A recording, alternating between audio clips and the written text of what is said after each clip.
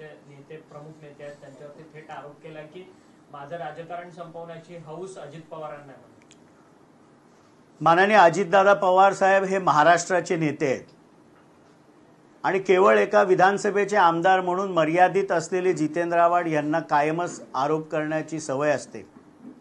विधानसभेच्या निवडणुकीमध्ये राष्ट्रवादी काँग्रेस पार्टी शरद पवार गटाच्या स्टार प्रचारकाच्या 4थ्या नंबरवर त्यांचं नाव होतं, पण आपला मतदारसंघ सोडून कुठेही जे प्रचाराला जाऊ शकले नाहीत, आपल्या मतदारसंघामध्ये जे अडकून पडले, यांनी महाराष्ट्राच्या नेतृत्वावर चिखलफेक करू नये. राजकारण अजितदादा पवार साहेब हे महाराष्ट्राचं करतात, केवळ कळवा मुंब्रा विधानसभेसाठी मर्यादित नाही. काल अनेक आरोप ते करत असताना त्यांनी 354चा जो गुन्हा दाखल झाला याबद्दल पण वक्तव्य केलं, पण ते विसरले असतील की त्यावेळेला ज्यावेळेला त्यांनी राजीनामा त्या केसनंतर देण्याचा पवित्रा घेतला होता, 3.5 तास राष्ट्रवादीचे हेच माननीय अजितदादा पवार साहेब त्यांच्या बंगल्यावर बसून होते.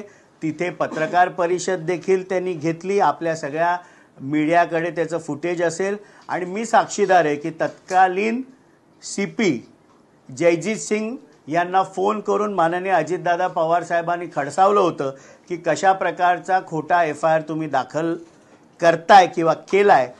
मला वाटतं की कधी कधी जितेंद्र आव्हाड यांना शॉर्ट टर्म मेमरी लॉस होतो. मागच्या वर्षभरामध्ये ज्या काही घटना घडल्या त्या सोयीनुसार ते विसरतात आणि त्यामुळे माननीय अजितदादा पवार साहेबांचं नेतृत्व हे महाराष्ट्राचं आहे. एका विधानसभेपुरता मर्यादित असलेल्या जितेंद्र आव्हाडांनी फार त्यांच्यावर बोलणं आता टाळलं पाहिजे.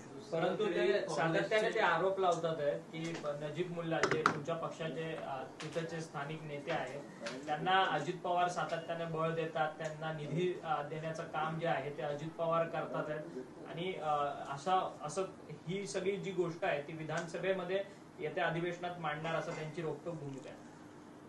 वेगळी राजकीय भूमिका घेतल्यानंतर या निवडणुकीमध्ये राष्ट्रवादी काँग्रेस पार्टीचे अधिकृत उमेदवार नजीब मुल्ला हे त्यांच्यासमोर होते आणि कळवा मुंब्रा विधानसभेमध्ये निधी देण्याचं काम तत्कालीन मुख्यमंत्री व आत्ताचे उपमुख्यमंत्री माननीय एकनाथजी शिंदे साहेबांनी देखील केलं.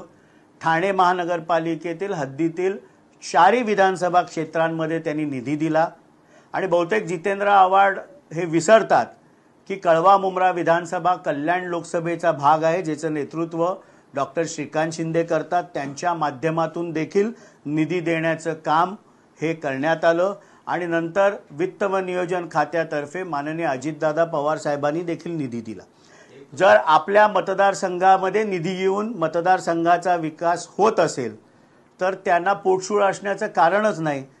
आर्थिक कारणामुळे त्यांच्या थ्रू निधी येत नाही ही खरी त्यांची व्यथा आहे. पण आपल्या मतदारसंघामध्ये भरघोस निधी जर शासनाकडनं येत असेल, संविधानिक पदावर बसलेल्या व्यक्तींकडनं येत असेल तर आक्षेप घेण्याचं कारण काय? आक्षेप केवळ आर्थिक कारणांमुळे घेतला जातोय एवढंच मी म्हणेन.